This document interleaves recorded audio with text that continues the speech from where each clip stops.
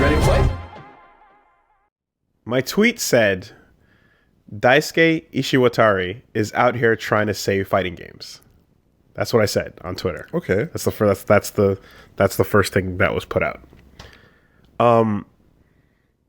That's the impression I got after sitting and talking to him about his game design philosophy for a while. The operative word is trying. Right? Like, yeah, you didn't say he's saving it. He's trying his best. This is the operative word. Now, I wrote down a lot of notes here. We're going in. I mean, there's a lot to unpack over a wild 2 days, but I don't know, Reggie. Did you drink the Kool-Aid? It was delicious. This is what everyone's wondering. Oh my God. Okay. I tried to drink the Kool-Aid. I used a paper straw and it dissolved in my mouth. Before. So I couldn't taste any because the paper in the God, LA with those anyway. No, look, honestly, here's what's up, guys. Like it's like, okay, Guilty Gear Strive is everyone wants to know, right? What's happening, right? There's concerns, there's a lot of issues, and I mean, I'm gonna be as real as I can be, right? There's no other time than now to be as real as possible. Everything I'm saying is open to being called out. Everything. Fair. What are my credentials? I'm what? I'm a passionate scrub, and that's kind of it. Yep. I'm not a top player. You're not a top player. I'm not. So I'm actually kind of terrified right now. Like, I'm actually a little bit like worried because I'm like, in order to explain what the type of experience that I had and in order to explain what I think of this game, like, I have to step out of my lane a little bit. Yes. Because there's stuff that I was concerned about myself that was going into it on a technical level, and that's not what this is. Right, and that's not what people would. So, yeah. But you're not completely uninformed. I mean, you were in the QA world. You're a game designer. You were a competitor back in the days. I appreciate that. But it's true. It's facts. And you're not coming from nowhere here. Your words they have a weight. But they don't. I don't even want to say that. I'm not going to know. I'm not going to take that. All right. I'm not going to take that. That's what I believe. I hear you. If people want to talk shit, I'll say it. I hear you, but I appreciate you for that. But like, no, that's not. I'm not going to throw the word weight in there because that's you know, I'm a guy. I know, and especially when it comes to Guilty Gear, right? It's like I know enough to know that I like what I like, and like, I'm hoping that I can elaborate on my reasons, but we're wasting time. Okay. We need to just fucking hurry up and get into it because this is going to take a minute. Yes. For anyone out there that is looking for like a more like just kind of surface level discussion about this is not going to be that video. And like apologies for anyone that's getting lost in the jargon. This is an attempt to tackle some of what I've been worried about with this game and what other people, it sounds like it has been echoed. Yes. You know, concerns about what Strive is going to be, and breaking down them on a mechanical level, individual things, and then literally the entire core circle of what this game is supposed to be about. So, and the nature of it compared to Exerd, right? So this is not going to be that. I'm probably going to talk on the podcast in a more like sort of casual way about it. I'm probably going to stay a bit more surface on that discussion when I'm talking about it on Castle Super Beast. But for now, this is going to go way, more in depth. So get your snorkels. All right. We had our point-by-point concerns.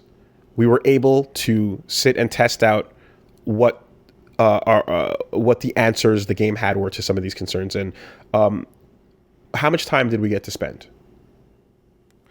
So the first day, not too much. We were able to play a bit. But the second day, we were able to be like hands-on with it from the morning. And the recording that we did, while we were recording, we didn't really understand what was going on. The first day, I think you're understating. I think that first day we got a few matches in early, and the second half of that day, I don't know about you, but I didn't. No, you were playing. I didn't get up. Yeah, you were playing a lot. I was talking with other people. Okay, yes. I didn't get up. I was there for most of that first day and the entirety of that second day. The second day was really intense for me too.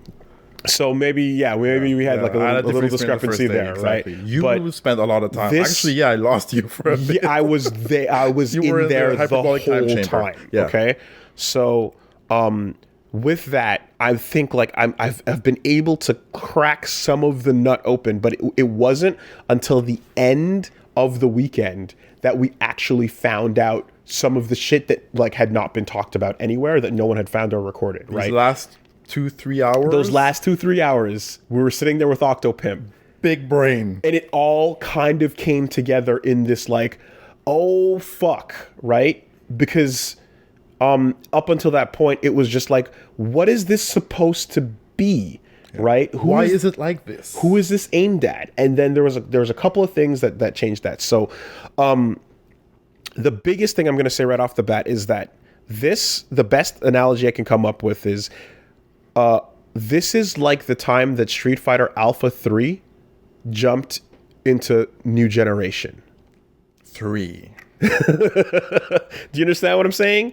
And here's what's fucked up about I like that. Right? New Generation is not a very good game. Nope. But it was, okay, first of all, on just a surface level, visually, it's the most beautiful Street Fighter ever looked, right? At the time, yeah. It had, like, it was a complete refresh on just on that surface level, on the sheen, the polish, the quality of the sprites was amazing. And it introduced the parry, right? And the parry was not at all there. It wasn't there yet, but the idea was put out. The concept was put out there, right? And the bricks were laid for what could become Third Strike, right? But here's what's up. In the process of making that jump, what was the end of Alpha 3 like? Wild, right? It was pretty crazy. So Street Fighter Alpha 1 was something else entirely, and then Alpha 2 came and brought changed it up, solidified it. A more developed version of the first one. And then Alpha 3 was completely different. Crazy, right? And and think about the state of those, like the way you comboed and took damage in that game versus like New Generation. Alpha 3 took it to the air. Yeah. Yeah, literally and air combos. Was ground. Yeah. So that's why this analogy, I think, plays out, because it's like that jump, but the spark is there, right? And it's not in the same state where it's like, oh, New Generation is like, because New Generation had a lot of whack things, and then there's stuff here that it's just like, okay, the spark is here, and it's fun though, right now, and the hope is that the next time we see it, it's going to be Second Impact, and then the hope is that on release, we get our Third Strike. We get the hope. That's the hope, right? So that's kind of how I'm putting this out there for now. And we're talking about an alpha here. Oh, the build, you mean? Yeah. The current build that we touched. So here's what's important to note is that this is a completely different, I can't even stress how different this game is from what came before, in the sense that this might as well be a different franchise. Guilty Gear Strive might as well be a different franchise from Exerd, from XXX plus R. It is. Right? And they're going in a completely different direction. Note, of course, that like those games are all very different from each other. Yes. And there's people that love plus R that hate Exerd, right? So like it's not uncommon for these things to kind of have these discrepancies between them, right? That is not the first time we've heard of that. But there are known reputable people that hate everything after ST. There are. Right, that is real. That is true. We found those posts on NeoGAF where, from a long time ago, where someone was talking about how bad and dumb this game was compared to the Street Fighters from before, and they were talking about Third Strike on release. Third Strike. So that was one of the favorites. But that's not the point here, because this is legitimately like something that has like. But you see stuff here that's like that's not what people think of when they think of Guilty Gear. So I'm a big Guilty Gear fan, but I'm not an authority. No. Right? Fair. That is true. got to put that out there. That is like what I enjoyed and is always something that like someone that is clearly winning fucking majors and making like a career out of this, they're going to have a better understanding, Yes. right? They have the view from the mountaintop, so to speak, right? But like what I can say is that like this felt super fun. I had a lot of fun with it this weekend. I know as well that new things tend to feel fun because they're new. Yep. So you also have shine. yes, right? You also have to take into account that there's an aspect of like I'm not used to this yet, right? So you're not seeing past that the surface. Audio visually, this is peak fighting games. I've been like No one does it like ours is. no. And right now, this is it. This is taking it to the next level, and then they took it beyond the next level because, as you know, I was lucky enough to get an interview with Daisuke, and you know they talk about how it's like Exert did an amazing. Dragon Ball and Grand Blue took it further. So where do we go from there?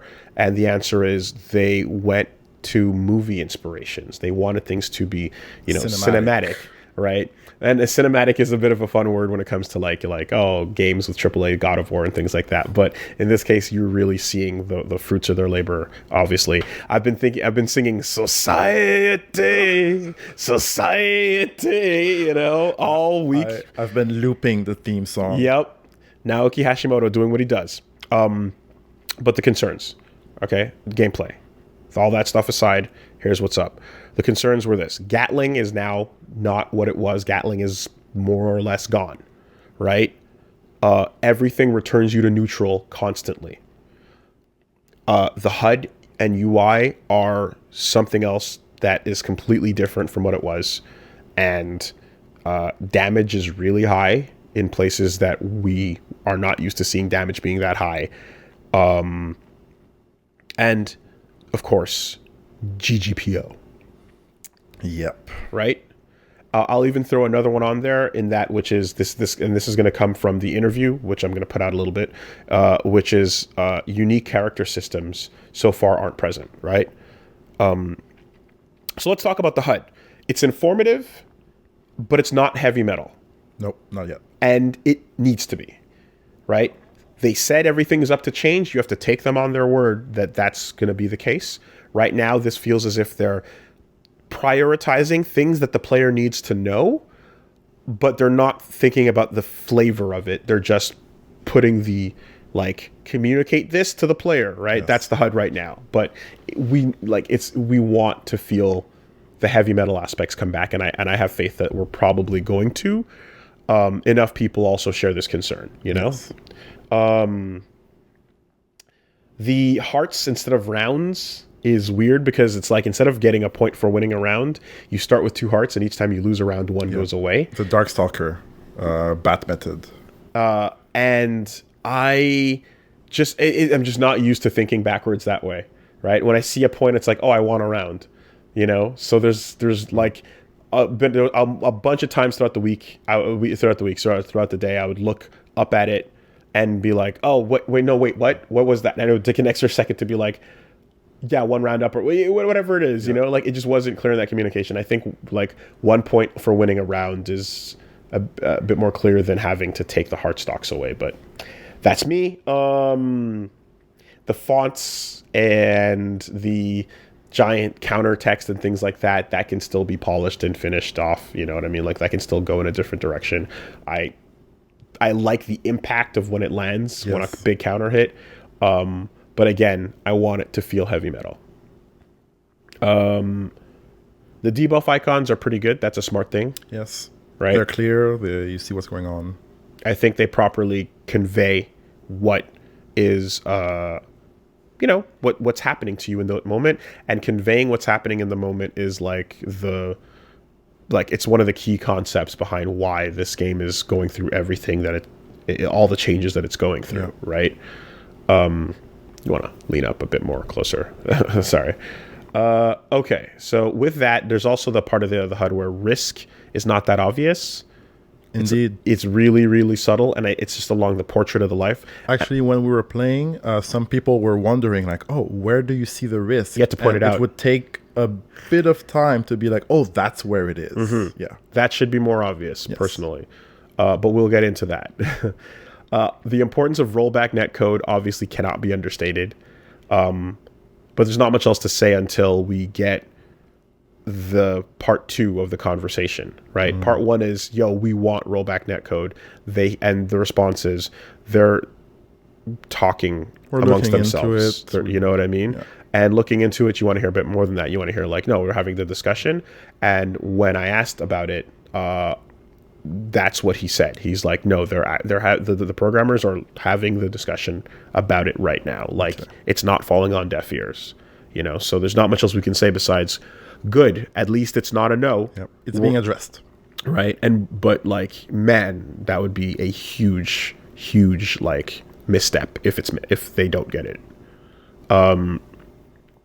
So that's not lost. That's not deaf ears. Gatling. Yes. So a lot of people, they love to push buttons. Gatling makes it fun. Gatling makes it fun to press buttons. Yes. Right? This is what you go into these games expecting every time you sit down at a Guilty Gear a cabinet or to play it on a wherever. And Gatling is, it's the going from punch to kick to slash to heavy slash to dust, like going through the buttons that are canceling into each other, right? And you get to like sustain your offense, and and you get to sustain your offense, and you get to convert and pick up someone that gets hit and convert into like combos, or like figure out what your next game plan is, but you get locked down by that. This game wants you to put more intention behind each button press, right? And it feels like the way they are expressing that is by saying you can't just fish for lights, right? Yeah, that's fair. Now, fishing for lights is not just... that's not a bad thing inherently, right? But I think the reason why they went for like this huge step is because they're like, in going to the drawing board and like putting a new priority into a different place, this change where you're pressing buttons again with more intention, and like you're starting with heavier buttons, the damage is higher as a result. It lends itself towards the goal that you have. The goal is built around your ability to crank risk, right? We'll get there, but it's huge. It's a huge factor. There's what can we say? Okay, speed. Yep. Speed of the game, people are saying, oh, it looks slower, but I don't believe that's the case because of the timing between the interactions and the exchanges between the players. There's like some really breakneck speed decisions that you have to make back to back in these moments, and that is something that I'm like, yep, that feels like what it used to be, or looks like what it used to be. There's moments where you're just like you're using the new system, which not just the Roman cancel, not just the RC, but what we're calling like the drift RC, the RC where you move your position from either from on the ground you move forward or backwards, or in the air cardinal directions. Yes. Right? That shit is huge. It's a big deal. And it at moments it's interesting because like Roman cancels in the old game would have these moments of just like kind of slowing everything down while it's being fast paced. And here that happens sometimes, but then other times it makes it like you're still moving at your speed. They're slowed down. Yep. So you're having this Dio versus Jotaro stand battle kind of exchange that, again, from the 2 days that we played of this, from the hours we got in, like it felt really fun to just use that system nonstop, going in and backing out and spacing and second guessing and trying to bait something and then using it to confirm it or deconfirm it. Yep.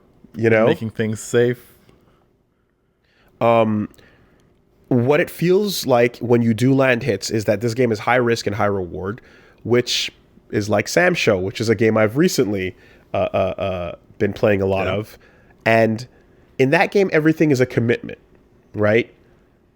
Here, everything is still a commitment, but the difference is that meter changes the world. It changes everything about that, right? Meter is life. Meter is how you stay in. It's how you get out. It's how you negate risk, which, again, we talked about a little bit. You stay in because you can use that drift to negate even though a lot of buttons space you out more frequently, you use the drift to close that distance, right? And when someone's too close and you want them out, you use it like a push black. It replaces dead angle attack, right? And of course, you also use meter to FD, which negates risk as well, right? Negating risk, I'm calling right now, from the way it feels, negating risk is the second most important thing in the game. Would you agree with that? Yep. It's dangerous. It's just dangerous to let the risk go up for certain reasons. So you need to spend that meter. It's the second most important thing in the game, and the reason why is because the most important thing in the game is the nuclear button, and that's the dust button. The dust button is it's a nuke, right? The staple of Guilty Gear now is a bomb. It's going to... It's your ESEN. It's polarizing. It's your ESEN, right? And people don't know about this It's your SSM. It's this, and it's crazy because this was the end of that labbing was just like, wait, what the fuck is happening? The last 2-3 hours were mind-bending. So it feels as if the game wants you in neutral as much as possible, right? Yeah. And that's the kind of thing that it's like, new players do benefit from being put back to neutral, right? So that is something where you're like, okay, that feels like you're taking away my ability to stay oppressive, right? By making the right decisions. And then you might say oh, well, this is not allowing me to express myself with offense until you actually understand what's truly going on after you bypass that neutral. Right, because there are ways to do it, but it's not the same, right? It's a new system. But you do have, before you get to that, you do have these neutral exchanges that are satisfying, right? You're playing the fighting game, but it feels like there's the fighting game. There's the buttons you're pressing, the special moves, the combos, and then the damage that's doing to your opponent's life bar is the first battle. Yep. And which is usually a traditional battle. Right. The first thing is get more health than your opponent before the end of the round, or deplete their whole health bar. But there's a second battle happening at the same time, and that's your meter versus their risk, right?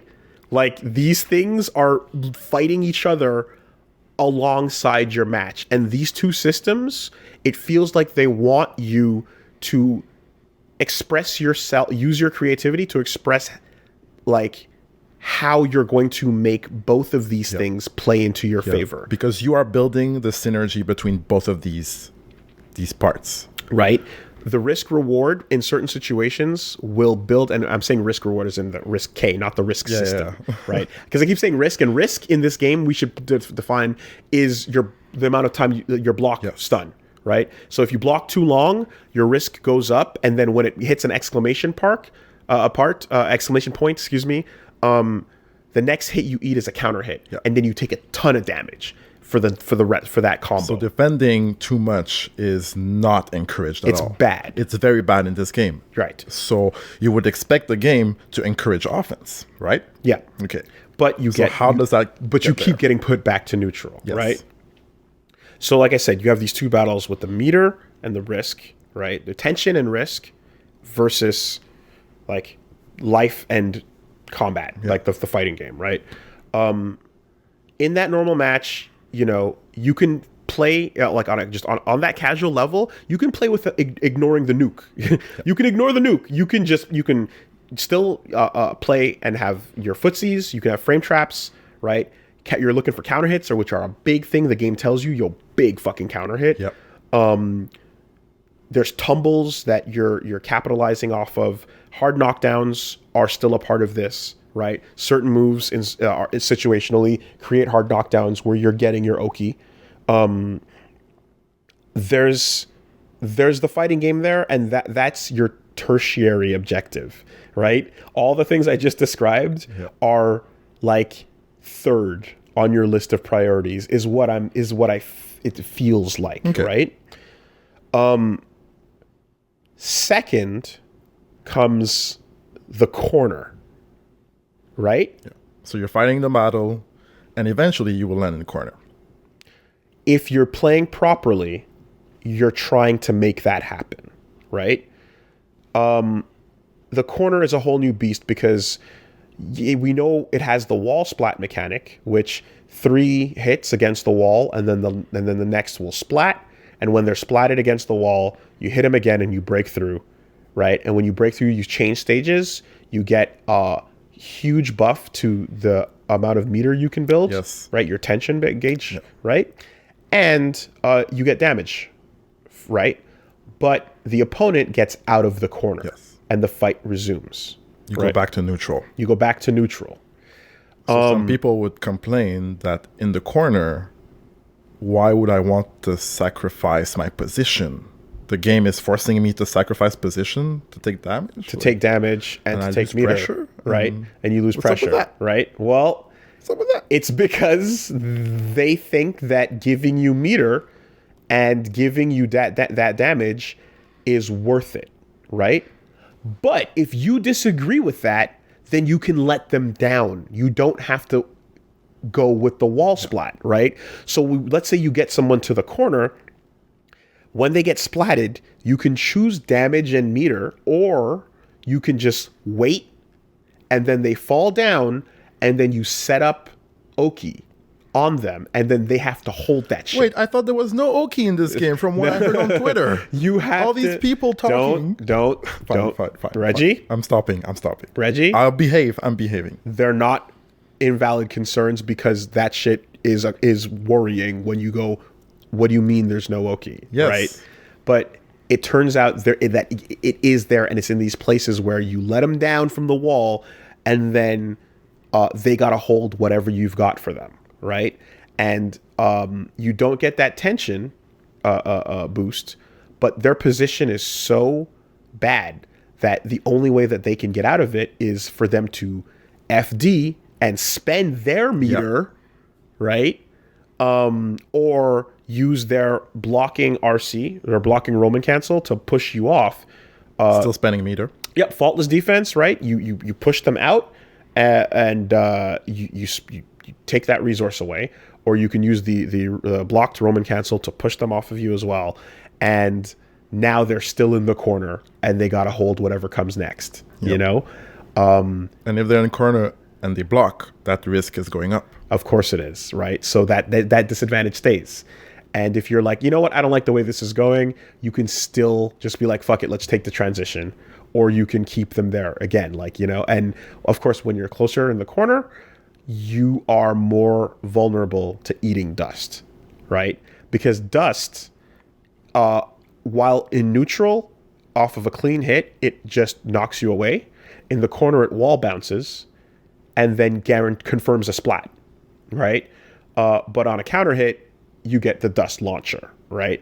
So basically, there is a validity to choosing between transitioning for advantage, but losing position, or keeping position, because position is fucking scary. And you make the call, and of course, different characters will probably have the ability to do more by keeping you there, right? A certain grappler might want to keep you in front of their face instead of pushing you through the wall because of how scary that can be, you know? It almost feels as if like the breaking out of the corner thing is like Daisuke saw a match of adult Gohan and just went, no, that's no, we do not want that, right? but the person who made that happen needs to get something that's worth it from that exchange. You need that reward somehow. Okay. So this whole corner play that we're describing is your secondary objective to me, right? First, you've got the neutral, the fight, right?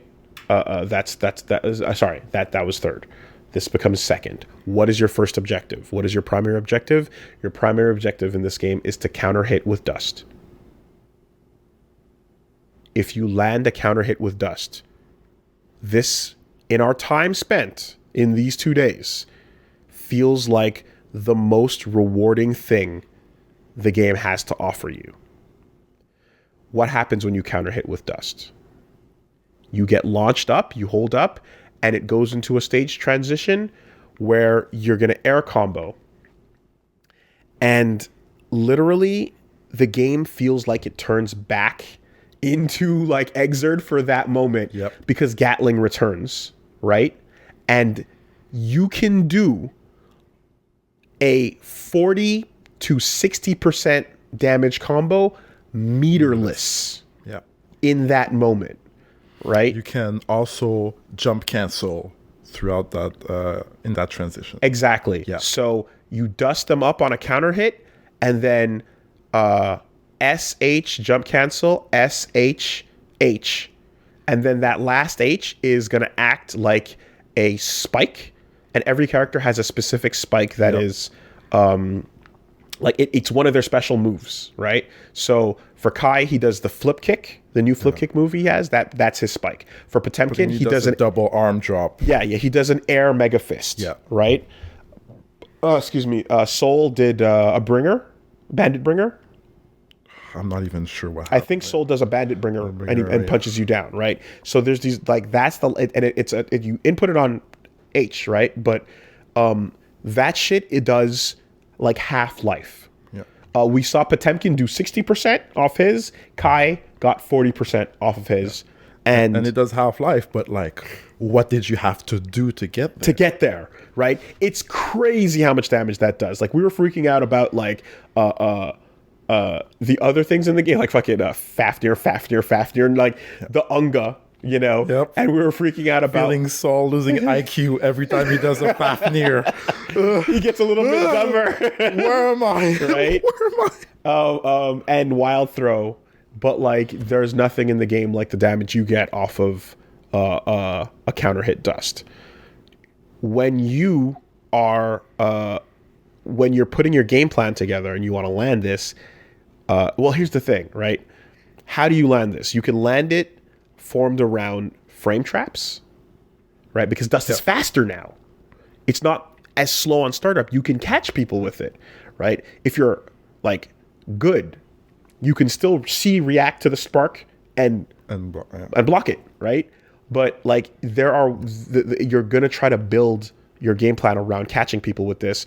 With frame traps, you're gonna build your game plan around calling someone out with an anti-air.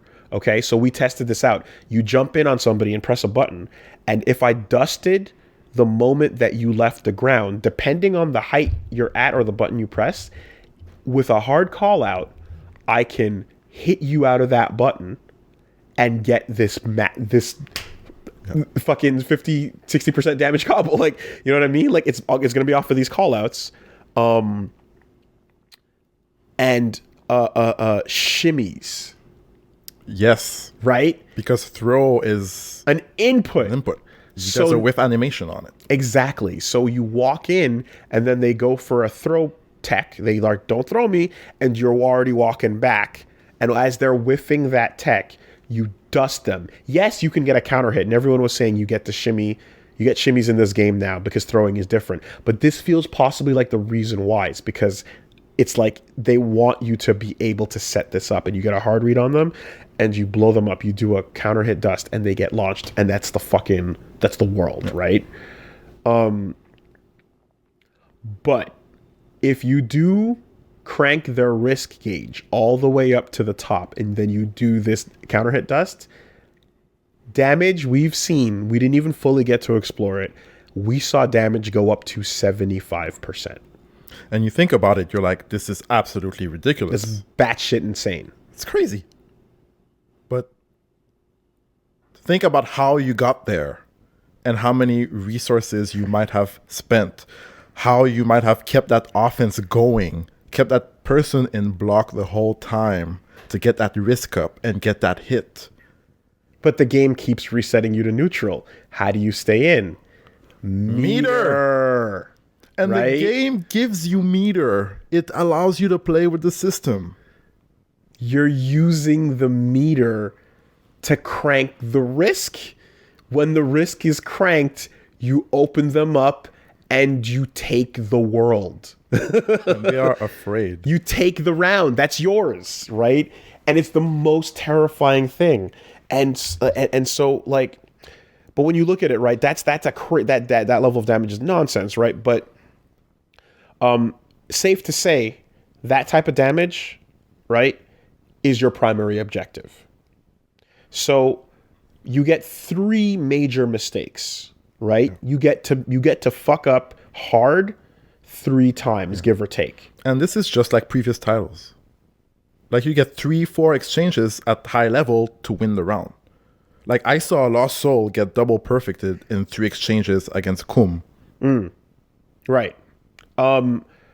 So in Dragon Ball, give or take, 3 mistakes. Yeah. Right? But the difference is in between those mistakes, it takes about 20 seconds for you to make the next one. Right? In Exerd, maybe 10. Yeah. Right? In Guilty Gear Strive, it's like 5. Right? That's the thing. It's like 5 seconds between those 3 mistakes. It's fast pace. But like it's the same number, right? So 3 to 4 exchangers where you completely get misread and that's it, you know? This new world of insane damage, dude, is wild to me. And I'm like, I was resistant in my heart because I'm like, but what about the game? Where's the game? Yeah. You know? Are we really playing? How are we earning this? Yeah. And like Sam's show is like something that kind of opened my heart up to like, nah, there's times where you fucked up. And when you know how bad that fuck up can be, you start to build your game plan around never letting that fuck up happen. Right? In the way that you're like, I'm going to fight pot like by never getting pot bustered. That's kind of your thought process. You add this to now the default game of just like, holy fuck, do not hold a dust. Right? Now, this sounds a lot when you're looking for that counter hit like what? Crush counter. Yeah. Right? In Street Fighter V. We've seen a lot of weird things happening. The state of crush counter in Street Fighter V is one that elicits a negative reaction. Yeah.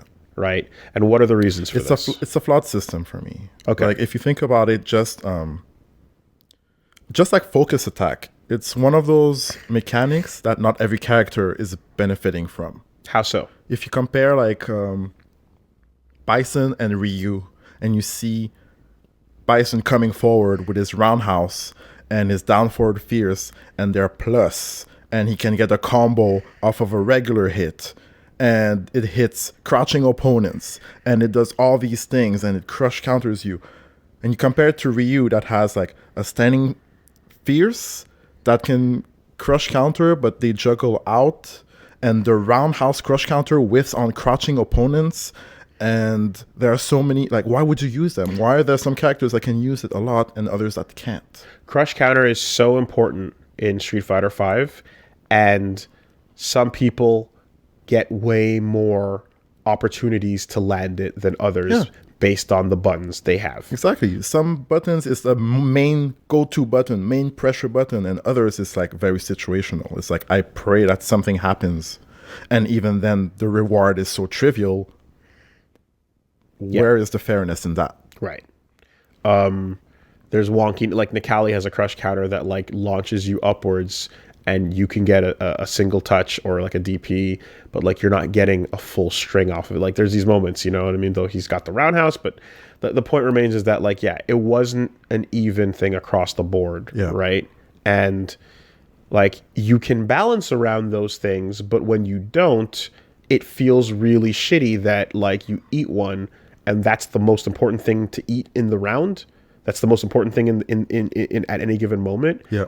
And your character just cannot capitalize off of that, right?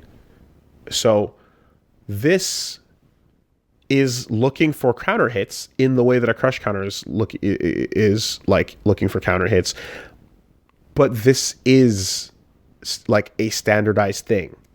You know, it's not going to be a character specific thing in the sense that, like, you can land this dust button, you can make the setups work for you. And from the characters, from what we've seen so far, no one has anything like what you've just described with, like, Bison or Ryu, for example. It's like you have the button, exactly. It's there, and you have ways of landing it. And from the get-go, when you start the match, you start from, like, neutral position, and you get a combo, you get damage, you get to the corner, you get meter, that risk is going up, everything is working towards that. If you get a counter hit later on, you will be rewarded for your work. The thing with it, of course, is that, like, there's always the concern that, like, the more that you make something not character specific, the more that you go, like, you know, sort of standardized on it. Yeah, with, like, vanilla everywhere. Right. Then it can become less engaging if you're looking to dig and find some unique character depth and things that, like, this character can do that character can't. Right. But I would say that, like Crush Counter, when so much of the game rides on this feature, you don't want to fuck that up, and you don't want to make someone have a bad version of that, or an inability to keep up with the most important thing in the game, right? And they went back to the drawing board on this, and this is what they decided to build the game around, right? The footage we recorded was before we even figured this out. Yep. Right? This was literally us playing. The footage was recorded midway through, early in the second day. So we were in the middle of the amount of time spent on the game, and, like, we didn't even get to the crux of what all this was about until after that stuff. So, but we were still having a ton of fun with just the neutral play, just the fight, you know, and using the drift RC. Before understanding all of that, it was already fun. Now, so just to kind of go back a little bit, right? You've got the main neutral game, right? Attack the health bar. You've got the corner, right? As your next. You've got the main neutral game, third on the list, right? You've got the corner as something that you're trying to work towards. When you fight here and win, you want to get them to the corner, right? But then you have the priority, which is landing that dust, right? When you take all three of these goals and you look at them individually, you can come up with some fun stuff. Like, you can look at it and go, like, okay, I can think of ways to use my character to figure out how to make those things happen, right? But when you take all three of those goals and you apply meter to it, that's the hot sauce that makes them go fucking crazy, right?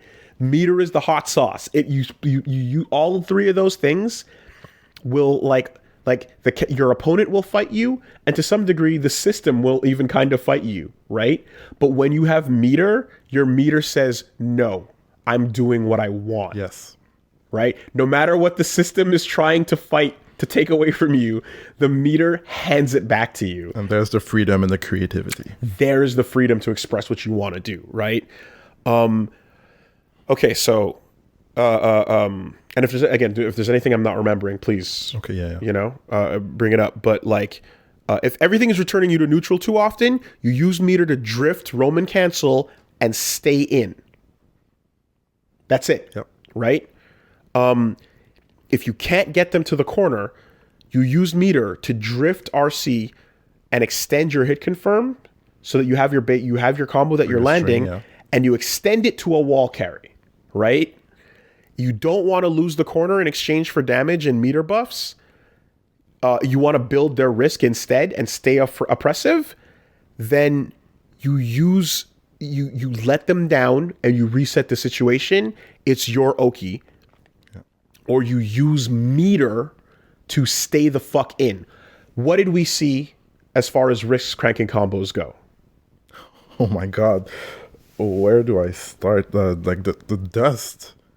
When you land it and you have mass risk, already like this is a big problem. Like scary. But do you remember, like, it was like, what did we talk about? There was like, okay. Also in the corner, like the situations like that you can have, like I'm thinking about Kai, for example, that does a combo and the person is in the corner, wall splat. Do you want to take the damage? But sometimes, the risk is like, it's right there. I'm going to keep him there. Dude, I'm not even talking about that. I'm talking about mid-screen, right? Potemkin has that new punch, the unblock, right? That opens you up. Couldn't find a purpose for it, right? Because on block, it makes you, it puts you into like a guard is open state, and you can't get any follow-ups because the Roman cancel makes you block right afterwards, right? Because that has a hitbox on it. The Roman cancel bubble pops, and then you go into a block state. Couldn't find an application. On hit, you can get a pop buster. That's cool, right? Like, it's sick. You can get all kinds of crazy shit on hit. But what was the point, right? On block, your risk fucking explodes. Okay? So then he does it. Boom, Gatling. You're not Gatling. Boom, fist, right? You're blown open.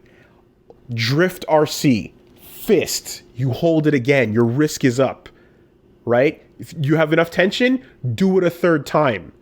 Max risk, right?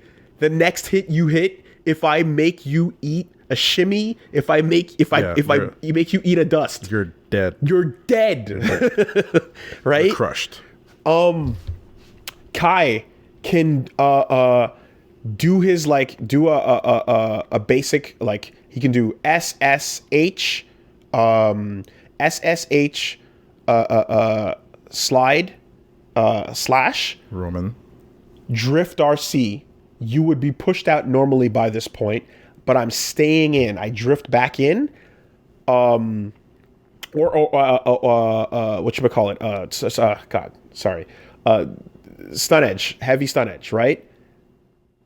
Big ass risk coming off of that. If I have the meter, again, do it a second time, right? Yeah. You hold two of those. Plus a block string, like I described, 100% risk. And if you don't want to get risked, you have to spend meter to get out of that situation. And you're losing the meter battle. Exactly. You're losing the battle for the grid, just like in Unist. Yeah. When you're trying to get... The timer is about to reset. Do you have more? Well, this is what's happening right now. It's funny, like, your battle for the grid. I'm like, Power Rangers? No, like, Power Rangers. Nah. Unist. Yeah. But here, battle for risk, right? Like, this is I'm turning my meter into your risk. And if I mix you up, that's the fucking round, you know? When you put that in its context, it's almost like Gray Life, right? Like, you have to spend your resources to get the fuck out of that situation, because if I can crank your risk up, I can cash out that risk for your life, no matter how healthy you are. Because imagine if you spend like your whole meter, get a full bar attention, you use 2 Roman cancels to build that risk, and that guy is afraid. That person is going to be really afraid of getting hit. If they don't have the meter to get out of that situation, that's going to be... everything, right? So they're gonna, they can faultless defense to nullify and space themselves back out, and lose, and lose that meter, or they can spend it bigger and do a big push out with, like I said, that block Roman cancel. But you're making them use the thing that they would otherwise need, you know? They need that meter. Or if they are fucking able to block your dust mix up, so you take your turn, they no longer have to be like, oh God, am I about to die? Because they successfully blocked it. And if they didn't spend their meter before that, now they get to return the favor to you, you know? So the cost of doing business is you spend your meter on me and I'm holding this up and my risk is cranked and I'm fucking terrified. I can spend my meter to get out of that situation. Or I'm going to try to avoid getting mixed up on the dust that I know is coming. And when I do block that, I can spend my meter to come back on you now. And over that time, my risk will return. And now you don't have the meter to deal with what I'm about to do to you. And whoever comes out of this on top won the offense or the defense.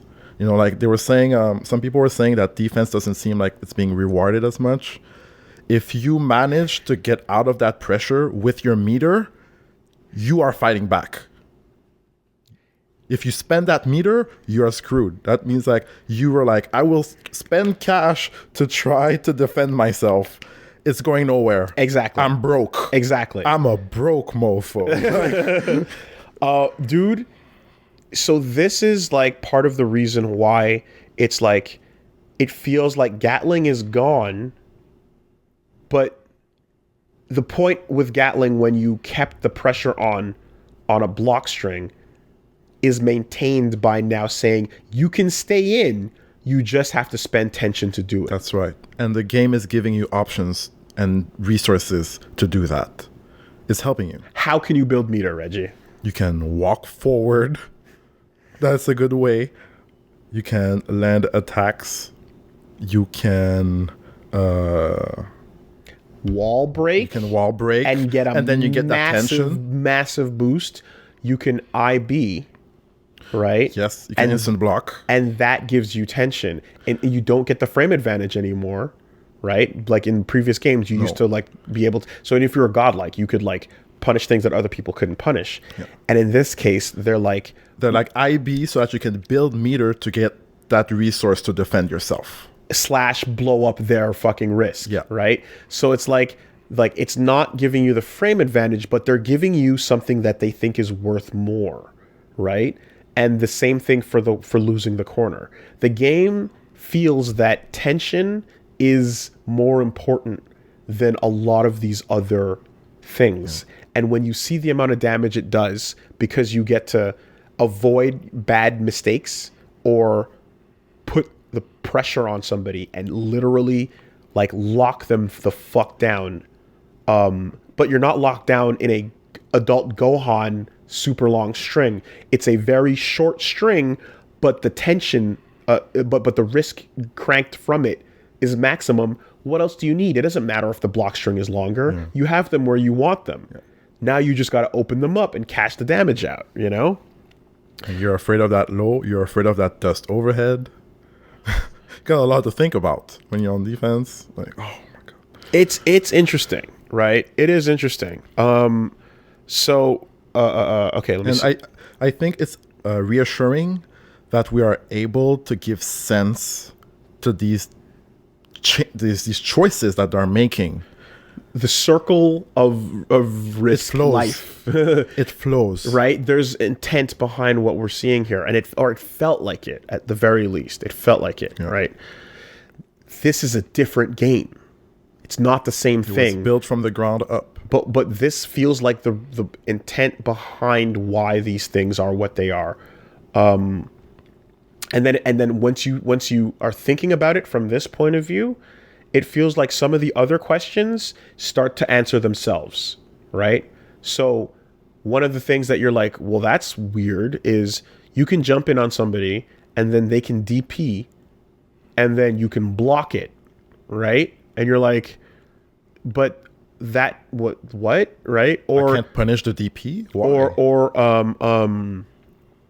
you don't eat you can block grounded normals in the air now, whereas you couldn't before, right? Excuse me. Stuff like that is like, you're like, that's a weird decision. This challenges what we know from previous games, right? Even like Potemkin can fucking, like, his air grab is like, it's blockable in the air, shit like that, you know. So what happens when you block a DP in this game? First of all, you jump in and somebody does a DP, you get blown back. You can't punish the DP because they took the right decision of anti-airing you with that, and your risk goes up like crazy when you block in the air. And you can't block and land while they're DPing and punish them for it, right? So if you were able to, you're blown back and right. So it's not like I can jump in, block your DP, land, and then like punish you for it. I'm blown the fuck back. I can't capitalize on it, and my risk is really is now higher. And like the game says they were correct for doing that DP to you. They were correct for anti-airing you. They were supposed to hit you, but you blocked it. Right? Which is fine. Yeah. You don't lose the life battle there, but you lose the risk battle. You know? And if you do lose the life battle, then that's damage. That's closer to you losing the game. But one of these two is gonna get fucked up by you doing a bad jump in and them responding correctly to it. Yeah. You know? They are rewarding that anti-air decision. Whether it's with life or risk. Yep. One of those two. If you're jumping, make sure you don't eat anything. Make them with that DP. Make them with that normal. You don't want to eat that block in the air. Or you got to spend your meter to FD it. You know? And you lose meter. And it's not good because you need it for your offense. So you need it for your defense. The system reinforces itself again. Right? And when they do have that moment where the risk is cranked and they're knocked away, well, now there's blood in the water. And if you're a shark, you're going in because you're like, oh, high risk, let's take it.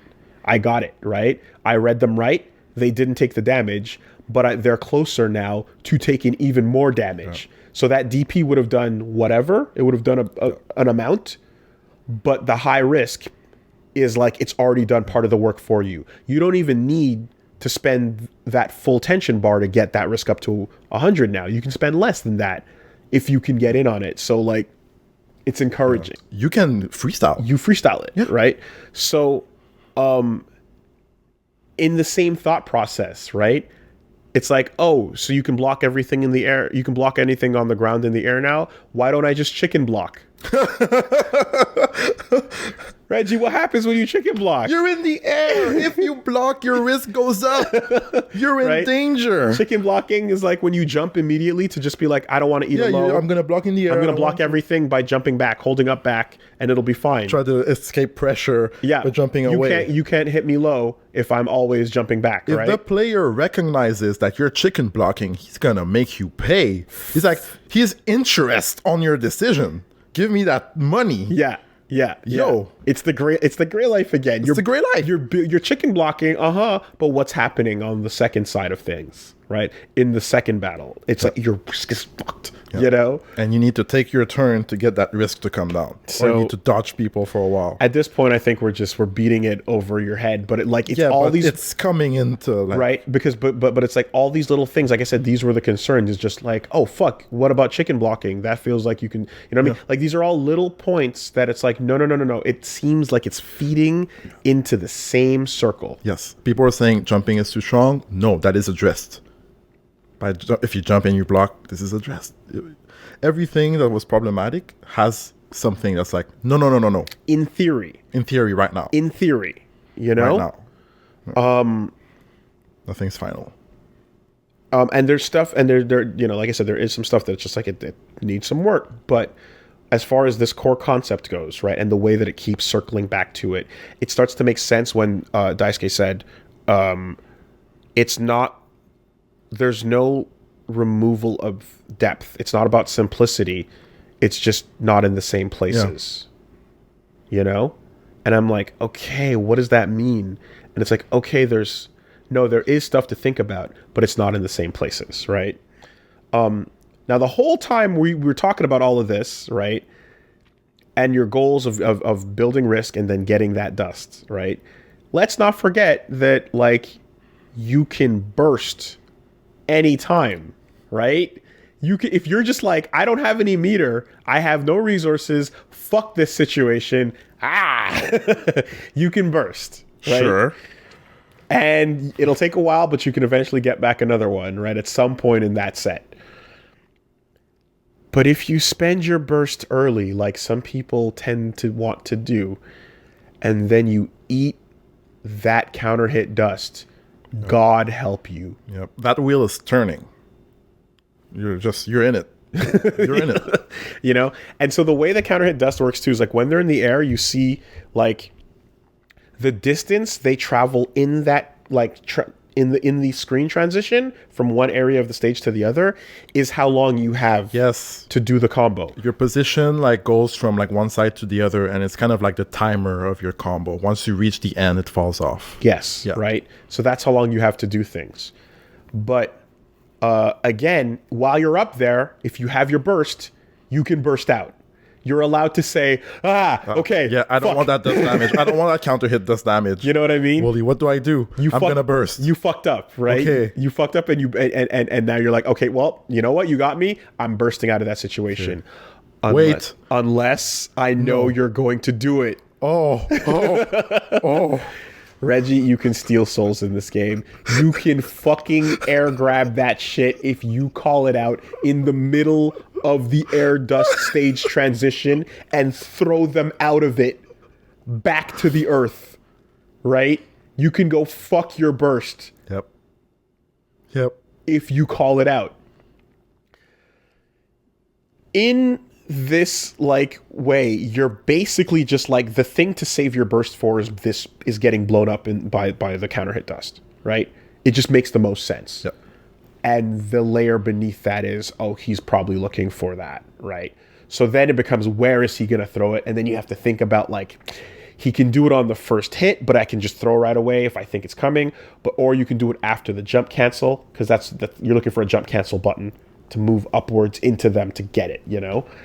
But it's so interesting because of all the things we were doing, right? Once we figured out how much damage the dust counter hit did, we just started to like go crazy experimenting. Like Yumi and Octo Pimp sat down and tried everything we could to optimize the damage, right? To get it even higher than the insane amount it was at. And we noticed something. While you're up there, and while the game, like I said, returns to almost being Exert, and you get all of your Gatling back, and you get your your jump cancel strings back, and you can do anything up there, right? While you're in that dust transition, you can drift RC, right?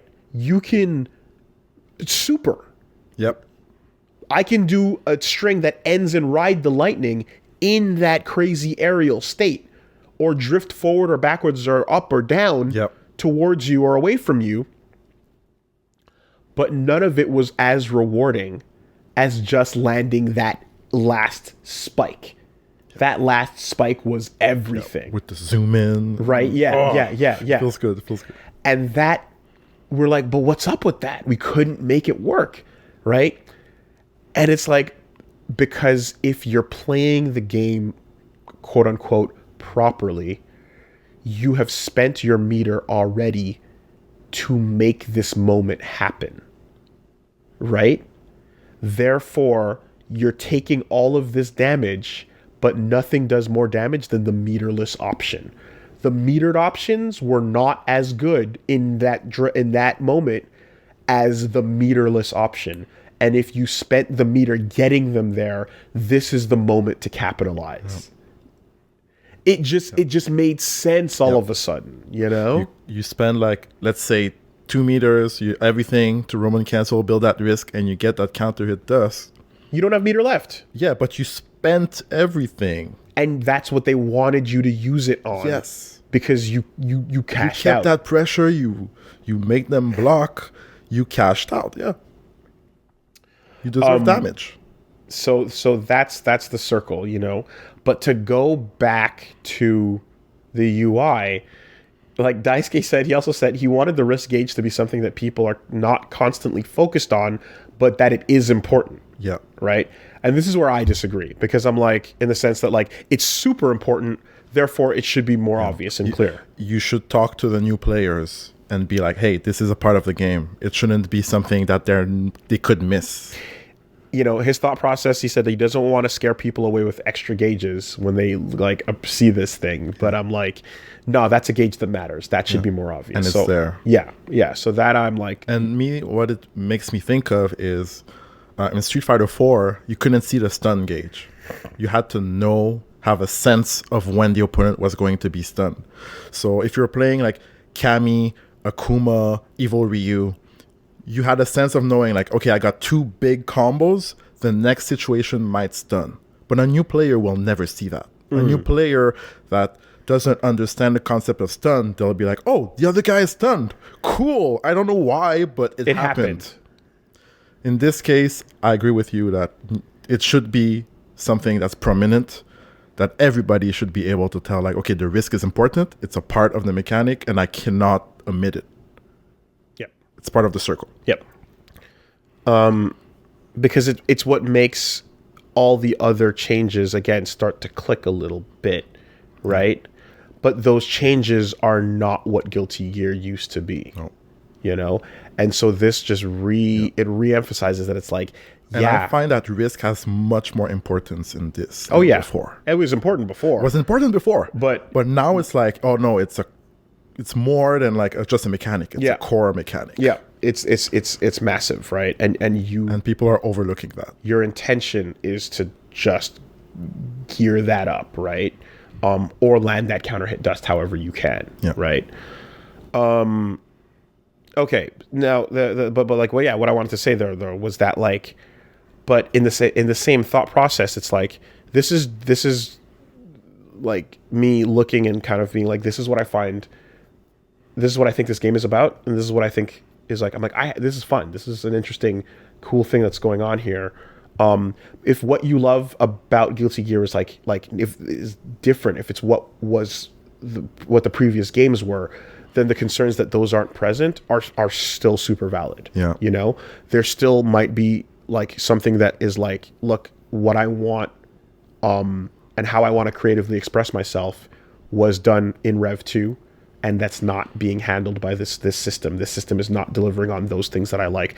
And that is super valid here, because this is a completely different system, right? People that prefer plus R to Exerd wanted different things, and that's valid as well. Like it's a different thing. And you know, that first iteration, that Exerd sign, right, version of things versus Rev 2 is really different, you know, in that way. So hence we go back to the new generation to Alpha 3 analogy, you know. But again, hopefully on release we get it up to that potential that we see it can be, if the things that we're talking about get addressed, you know. So there's other little bits and pieces, right? Like throws are like they're about 2 frames in the air.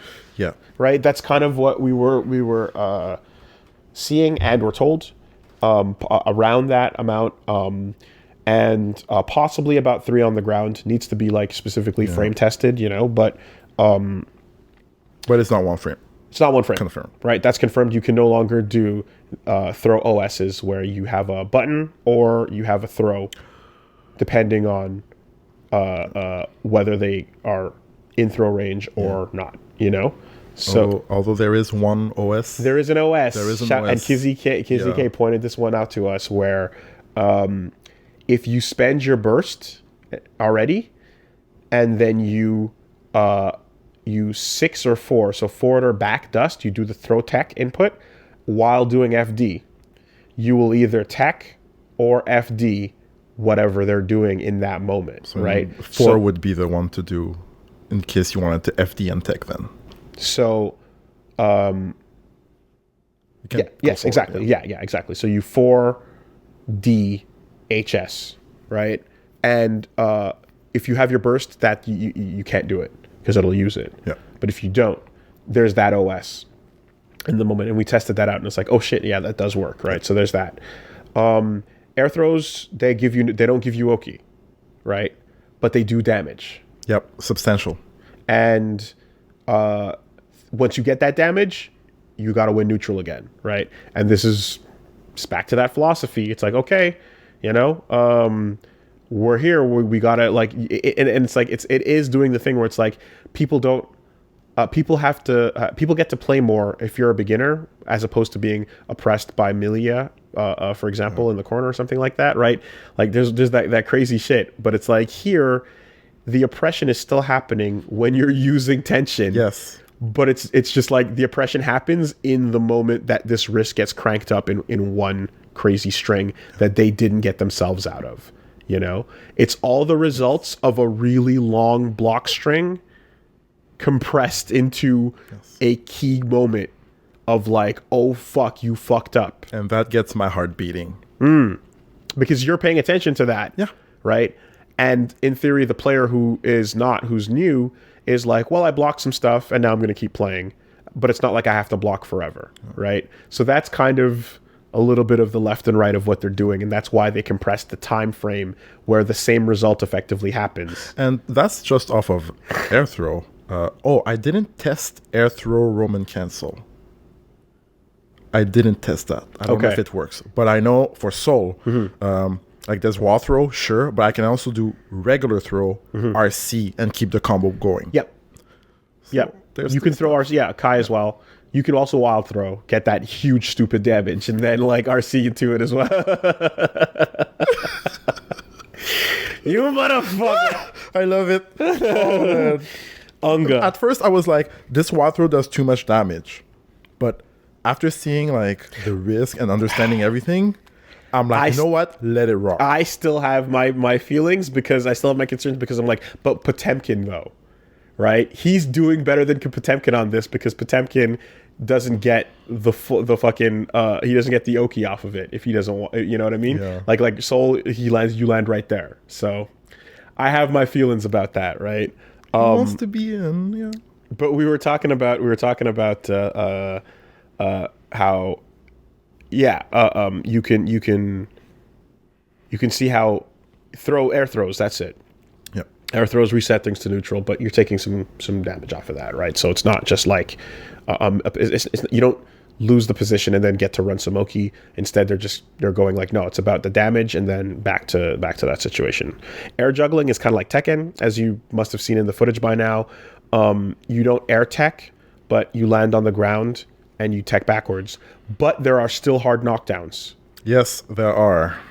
So one that I really liked was when we figured out that Potemkin's butt slam was a hard knockdown when it's air to air. And it took me a while to make Octo understand this, but I was like, do this into the punch and Roman cancel it into command throw. And he was like, wait, what are you saying? Meaty. What are you saying? And on their wake up, because they have to stand up right there. And I'm like, cancel it before it comes out.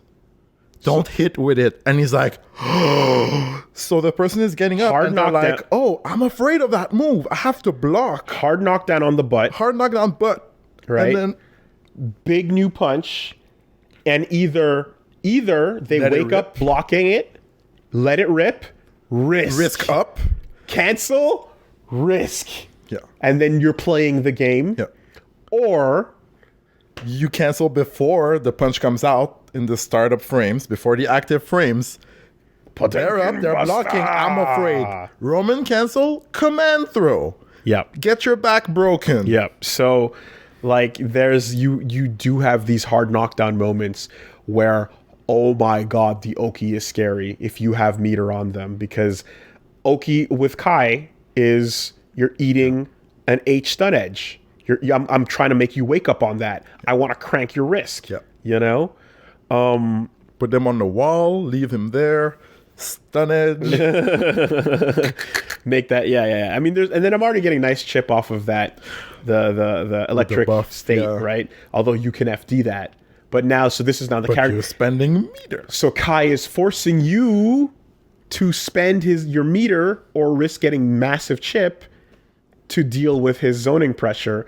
And now that meter matters so much, and he's pressuring you in the corner, this is where the focus of Kai's gameplay becomes. It's the circle. It's the circle. We go back to the circle. It's so ingenious, right? I hope it stands.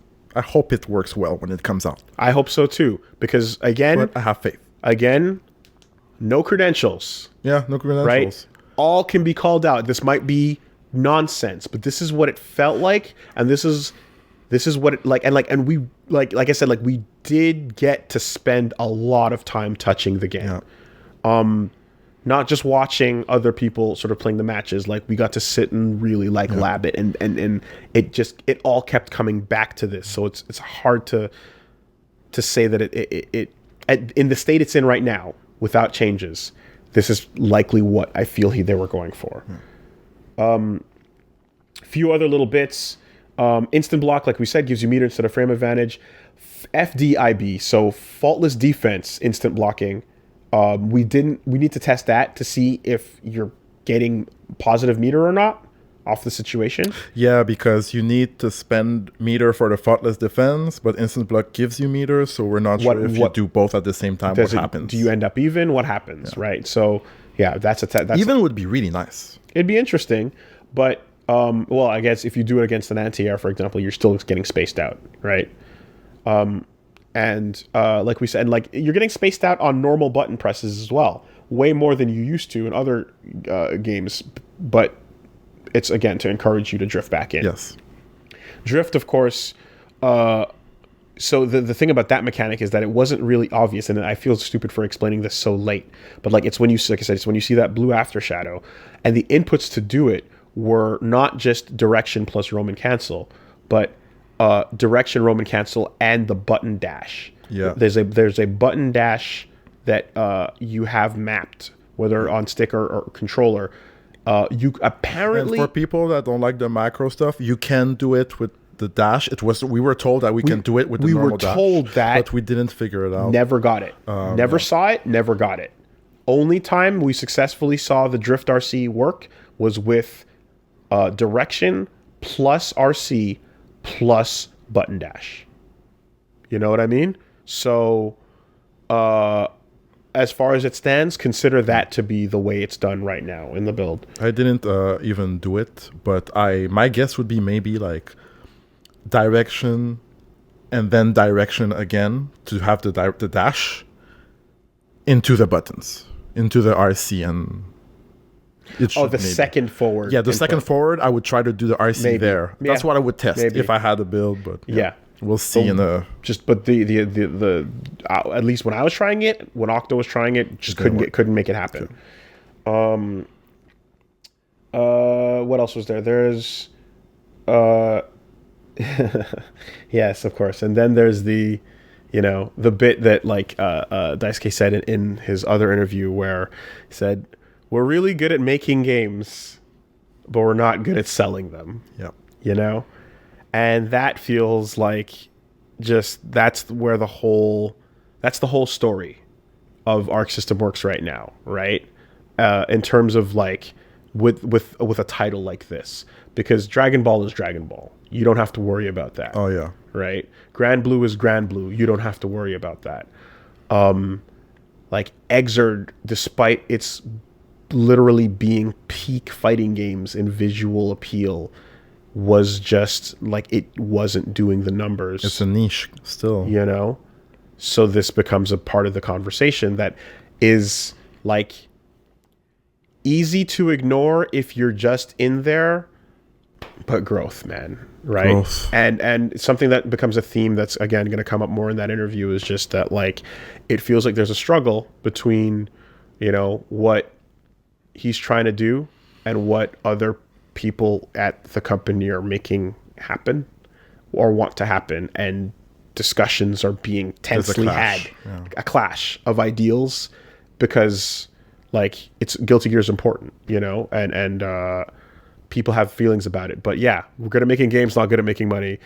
Without old players, you have no foundation. Yep. Without new players, you have no growth. Without both, your game is dead. So Daisuke Ishiwatari is trying to get that middle ground. The key word is trying. Trying. Always trying. Yeah. Yeah. It's finding a good fight. And here's what it is, right? Like, so, and it's and again, it's, you look at it for what it is, and it's like, what are some of the compromises, and are they good? Are they bad? One thing that's at least awesome about all of this is like they said anything and everything can change, and they're open to suggestions, and they took that survey, and everybody's letting them know how they feel about this stuff, right? But one thing we know is that no one was doing or finding or talking about the stuff that we discovered, that we talked about today. Yep. So that wasn't taken into account, and we'll see where it goes from this point forward. But people with concerns about like not being able to express themselves in the same way that they could in the past, it's true. you won't be able to express yourself in the same way. But if you're all right with expressing yourself in a different way, you know, then this might still be okay. You can land one hit and take multiple paths, and there is... With meter. Yeah, with meter. With meter. I think it's a good idea. That's a good way to have a middle ground. Because everybody can just come up with their own approach to a matchup strategy. Use different buttons. Use different specials. As long as they have that meter. I mean, like, having the meter and adding that hitbox to the meter, like... not only allowed, like, you know, like these, like I said, those moments of like extended corner carry, like we saw, but because you get the knock up with it. Yeah. But like because it was physical, it's like all the struggles I was having with Potemkin coming in and just armoring through whatever, like I was throwing out, whatever poke I was throwing out. Probably a far S, because that was a crutch fucking poke that I was like just going like, oh, this is really good, and then it's like, nah, dude, you gotta fucking be careful with that. But you know, if he armors through it, the RC has a hitbox, and that acts as a second hit, and that knocks blow him up the armor, and it blows up the armor. You know, yeah. So like little moments like that, little things of awareness where you're just like, oh my god, like tension is so important. It gets you out of like bullshit blazing, you know, having it in those moments was like something that I'm like, okay, so now I want to practice my reaction to him armoring through and like then getting the blow up by RCing right afterwards, and then confirming the situation. And he's hit, he's out of his armor. Let's get in there, you know, let's take our turn. Let's get some damage off of that. Yeah. He's getting knocked down. And we're going and we're taking our turn, you know? Yes. No. Okay. You can still shine. It depends on what you like, right? Some people just won't like it. And that's totally fair. And, it's the thing. It's like, it's got the name. You don't have to like it. But it's got the name Guilty Gear, right? Yeah. And so your expectations are not just like a brand new franchise with brand new characters where you're like, I have no attachment to this. Let's have fun with it, right? You kind of are hoping for a new, shinier, better version of the thing you like, and that makes perfect sense because you've fallen in love with this game over time. Yes, you know. But if you're looking at it and you are concerned about this stuff, and you're concerned about like some of the decisions that like homogenize, I guess, you know, some of what's happening. It is true. It is there, right? That is a valid thing, and like some people will just not want to have that in a game that they're going to spend their time labbing, you know? But there was a definite feeling we walked away from this game with of like, yo, we found some crazy shit at the last second, and that was a surface scratch. Yeah. You know? Yep. And the funniest, some of the wildest thing was like the fact that like, you know, after my like fucking exhibition show match of where Daisuke was like, oh, I'm surprised they kind of understood some of these mechanics so quickly, you know. But then there's that moment where we found the fucking the dust shit, the counter hit dust and the risk, and we're doing it, and we were like in there, and at one point we just looked behind us. And fucking Zotbuster, the ArcSys man himself, just standing there, arms crossed, just smiling. Because it's like, he knew, they know, but they're waiting for someone to find it. Yeah. And at the last second, we found it. And we walked out of there, like, we had, like with Octo, just going like, what do we know? What happened? What? This like what? Oh my god! Oh my god! Right? Like, and the biggest regret was like not even getting to like sit back down after that and run sets with this new mentality in mind. Right? That was the crazy feeling. And so this is just where it's at. Like this is what it feels like is the design philosophy behind Guilty Gear Strive. This is possibly and probably why things are the way they are on these mechanical individual levels. And then, of course, this stuff we didn't spend as much time talking about, which is just that, like, you do get more people to understand what's happening when things are less complex. There is that. and you do get people to play more when you return to neutral more often. There is that. Yes. But can you compromise so that it's not taking away all of the digging to find the good shit that we like, you know? How do I separate myself from the new player? Can I do it?